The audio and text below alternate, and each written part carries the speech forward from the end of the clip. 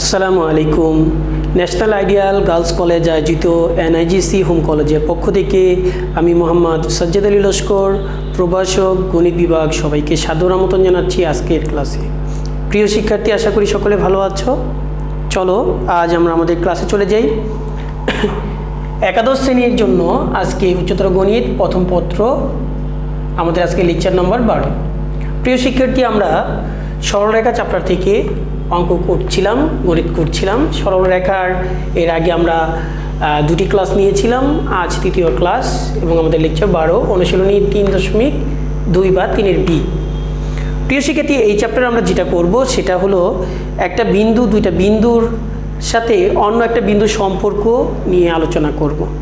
তার আগে আসো আমরা একটু দেখি, যদি এ একটা বিন্দু এবং বি একটা বিন্দু হয়, এ x1 y1 এবং বি x2 y2 হয়, তাহলে এই যে বিন্দু সংযোগ করলাম, এই বিন্দুর একটা মধ্যবিন্দু থাকবে, মধ্যবিন্দু সি।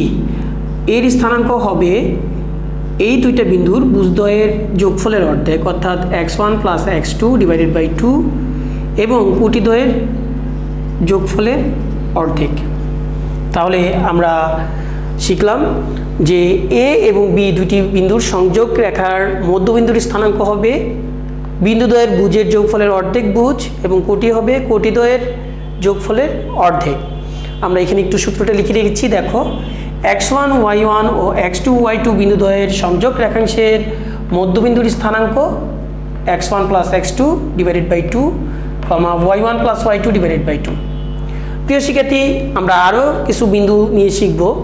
আমরা যদি মনে করি এ বি দুইটা বিন্দু, এ x1 y1 একটা বিন্দু আর বি x2 y2 দুইটা বিন্দু হয়, এখানে সি একটা বিন্দু আমরা এমনভাবে নিই যাতে এই সি বিন্দু এ বিকে m:n অনুপাতে অন্তর্বিভক্ত করে।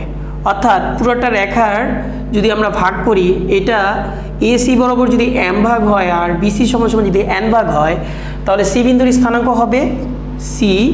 এই m এর সাথে এই ভুজের গুণ করতে হবে, অর্থাৎ mx2, n এর সাথে এখানকার ভুজ গুণ করে যোগ করতে হবে nx1 / m + n।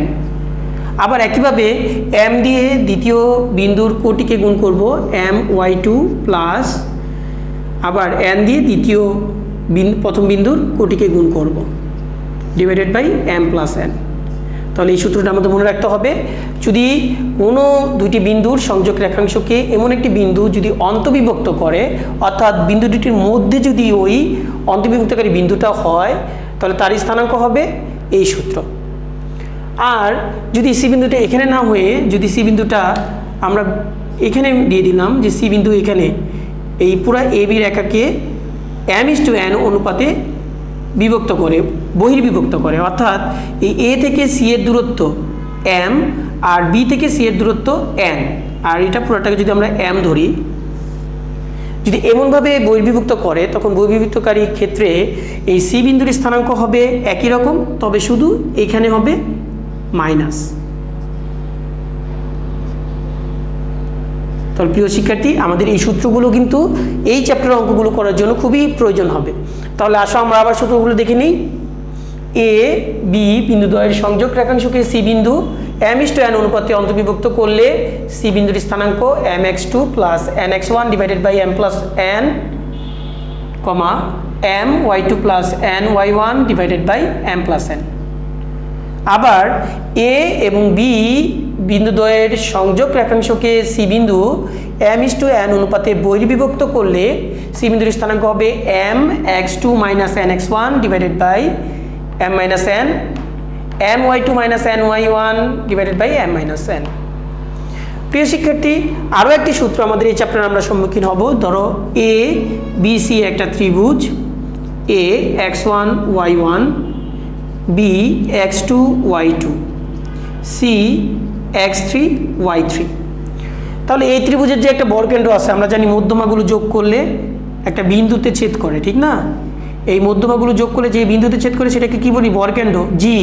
তাহলে জি বিন্দুর স্থানাঙ্ক হবে জীবনদের বুঝ হবে এই যে তিনটা বিন্দু আছে শীর্ষবিন্দু তার বুঝগুলোর যোগফলকে 3 দিয়ে ভাগ, আর কোটি হবে কোটিগুলোর যোগফল দিয়ে 3 দিয়ে ভাগ।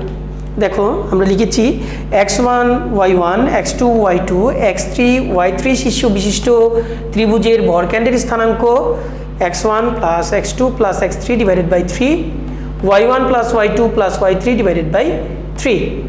আসো প্রিয় শিক্ষার্থী, এই চ্যাপ্টারে আমরা এই সূত্রগুলো ইউজ করে ব্যবহার করে আমরা কিছু অঙ্ক করি। তোমাদের বইতে দেখো 1-এর a নাম্বার একটা অঙ্ক রয়েছে। আমরা 1-এর a নাম্বারের অঙ্কটা যদি আমরা একটু দেখি কি আছে, আমি এখানে লিখে রেখেছি তোমাদের জন্য। দেখাও যে 2, -2 এবং -1, 4 বিন্দুদ্বয়ের সংযোজক রেখাংশ অক্ষদ্বয় দ্বারা সমান 3 ভাগে বিভক্ত হয়। অর্থাৎ অঙ্কটা করার আগে আমাদের অঙ্কটা বোঝা দরকার। যদি আমরা একটা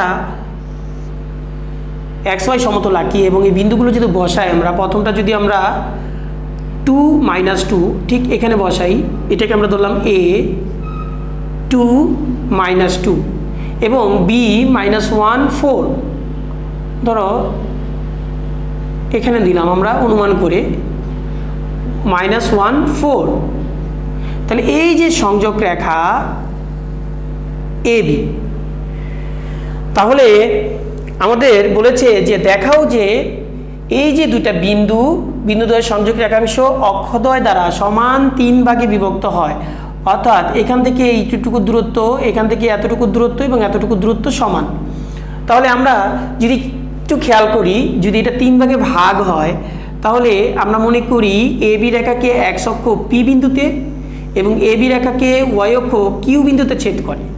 তাহলে Q বিন্দুটা কি করবে, P বিন্দুটা কি করবে, যদি অক্ষদ্বয়কে সমান 3 ভাগে ভাগ করে, রেখাটাকে সমান 3 ভাগে ভাগ করে অক্ষদ্বয়, তাহলে x অক্ষ এখানে 1 ভাগ, এখানে 2 ভাগ। AP সমান যদি 1 অংশ ধরি তাহলে BP হবে 2 ভাগ। তাহলে P বিন্দু AB রেখাকে 1:2 অনুপাতে অন্তর্বিভক্ত করবে। আবার Q বিন্দু যদি y অক্ষের উপর অবস্থিত হয় এবং এটাকে 3 ভাগে ভাগ করে, তাহলে এখানে থাকবে 1 ভাগ, এখানে থাকবে 2 ভাগ। তখন AB কে Q বিন্দু 2:1 অনুপাতে বিভক্ত করবে। যদি তোমাকে কখনো বলে যে দুইটি বিন্দুর সংযোগ রেখাংশকে সমান 3 ভাগে বিভক্ত করো বা সমত্রিখণ্ডন বিন্দু নির্ণয় করো, তখন আমরা ধরে নিব বিন্দুগুলো একটা AB কে 1:2 বিন্দুতে অনুপাতে আরেকটা 2:1 অনুপাতে অন্তর্বিভক্ত করে। তাহলে আমরা চলো অঙ্কটা করে ফেলি। মনে করি সমাধান, মনে করি A ধরলাম 2, -2 এবং B -1 4 সংযোজক এত এবং এত বিন্দুদ্বয়ের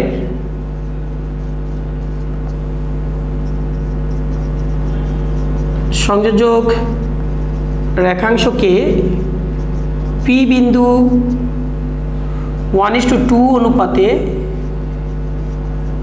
এবং Q বিন্দু 2:1 অনুপাতে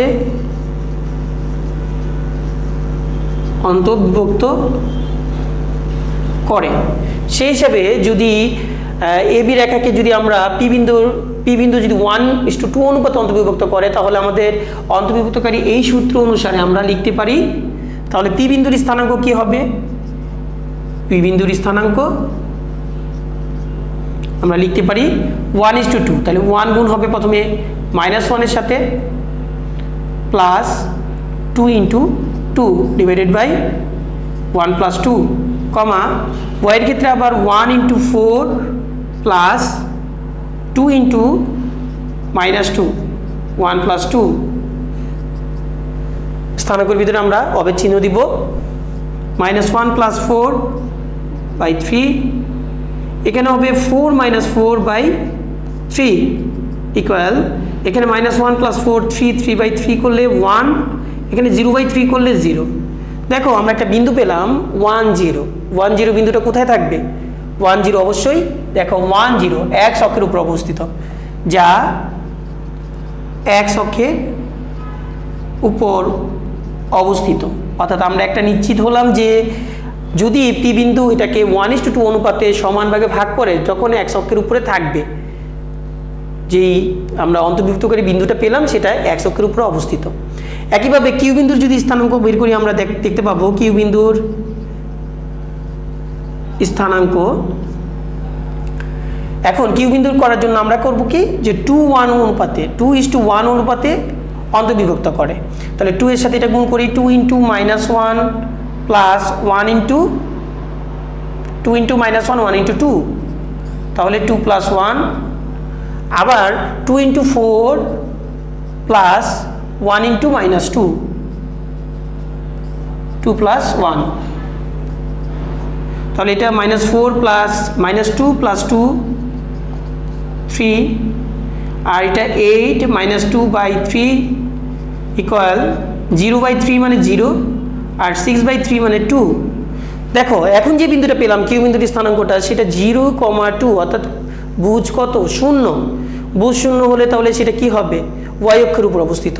তাহলে যা ওয়াই অক্ষের উপর অবস্থিত। তাহলে আমাদের যে প্রশ্ন ছিল যে দেখাও যে এই বিন্দুদ্বয়ের সংযোগ রেখাংশ অক্ষদ্বয় দ্বারা সমান 3 ভাগে বিভক্ত হয়। আমরা এই দুইটা সংযোগ রেখাকে সমান 3 ভাগে বিভক্তকারী বিন্দুর স্থানাঙ্ক বের করলাম, লাইক পি এবং কিউ। পি এর মান পেলাম যা এক্স অক্ষের উপর অবস্থিত, এবং কিউর মান পেলাম যা ওয়াই অক্ষের উপর অবস্থিত। তাহলে আমাদের দেখানো হলো, আমরা লিখে দিব যে সুতরাং এত এত বিন্দুদ্বয়ের সংযোগ রেখাংশ অক্ষদ্বয় দ্বারা সমান 3 ভাগে বিভক্ত হয়, অর্থাৎ 2, -2 এবং -1,4 বিন্দুদ্বয়ের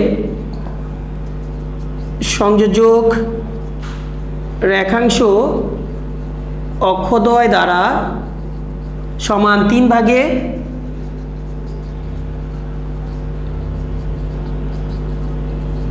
বিভক্ত হয় দেখানো হলো। আশা করি তোমরা বুঝতে পেরেছ। দেখো প্রিয় শিক্ষার্থী, আমরা আরও একটি অঙ্ক করব 3-এর এ। এটা যদি একটু খেয়াল করি, এটা খেয়াল করার আগে আমরা এই সূত্রটা একটু খেয়াল করি, যে একটা ত্রিভুজের 3টা শীর্ষবিন্দু যদি দেওয়া থাকে তাদের বর্গকেন্দ্রের স্থানাঙ্ক হবে x1 + x2 + x3 / 3, অর্থাৎ ভুজদ্বয়ের যোগফল / 3, কোটিদ্বয়ের যোগফল / 3। প্রিয় শিক্ষার্থী আসো তাহলে আমরা এই প্রশ্নটা একটু পড়ি আগে কি বলেছে, তারপর আমরা অঙ্কটা করব।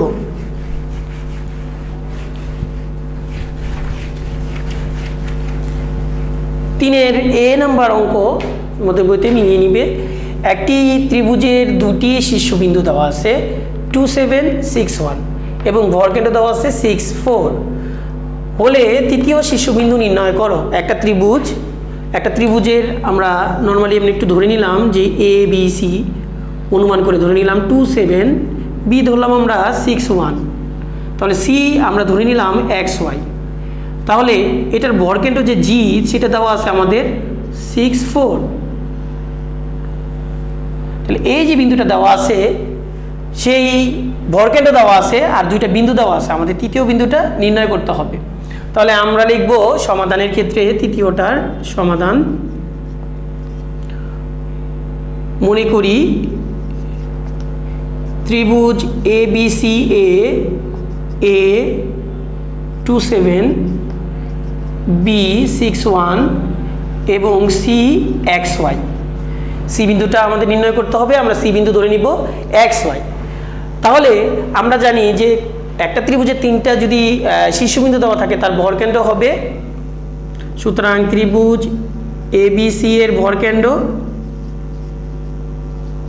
জি, তাহলে ভুজদ্বয়ের যোগফলের 3 দিয়ে ভাগ, 2 + 6 + x / 3, আবার কোটিদ্বয়ের যোগফলের 3 দিয়ে ভাগ। তাহলে আমরা পাচ্ছি 8 + x/3, 8 + y/3। তাহলে আমাদের কিন্তু ভরকেন্দ্র প্রশ্নে দেওয়াই আছে যে ভরকেন্দ্র ছিল কত, 6, 4, আর আমরা XY ধরে আমরা ভরকেন্দ্র পেলাম 8 + x/3, 8 + y/3। শর্তমতে এই বিন্দুটা কার প্রতিনিধিত্ব করে, এই যে 6, 4 এটাই, আর এই বিন্দু একই বিন্দু। তাহলে শর্তমতে 8 + x/3, 8 + y/3 = 6, 4। তাহলে দুইটা বিন্দু সমান হওয়ার শর্ত কি? ভুজ সমান হবে, কোটি এবং কোটি সমান হবে। সুতরাং 8 + x/3 = 6, 8 + y/3 = 4, বা 8 + x = 18, বা x = 18 - 8, x = 10। আবার এখানে যদি আমরা করি, বা 8 + y = 12, বা y = 12 - 8 y = 4। তাহলে প্রিয় শিক্ষার্থী, আমরা যে অঙ্কটা করলাম সেখানে x এর মান পেলাম হলো কত? 10, আর y এর মান পেলাম 4। তাহলে x y কিসে ধরছিলাম? c বিন্দুর স্থানাঙ্ক। সুতরাং তৃতীয় শীর্ষবিন্দুর স্থানাঙ্ক 10,4, এটাই আমাদের অ্যান্সার। প্রিয় শিক্ষার্থী, তাহলে আজকে আমরা কিভাবে দুইটা বিন্দুকে অন্তর্বিভক্ত এবং বহির্বিভক্ত করে আমরা বিন্দুর স্থানাঙ্ক নির্ণয় করতে পারি এবং দুইটা বিন্দুর থেকে আরেকটা বিন্দুর সম্পর্ক নির্ণয় করতে পারি সেটা আমরা শিখে ফেললাম। আগামী পর্বে আরও আমরা করব ইনশাল্লাহ। তাহলে সেই পর্যন্ত ভালো থেকো, সুস্থ থেকো। আল্লাহ হাফেজ।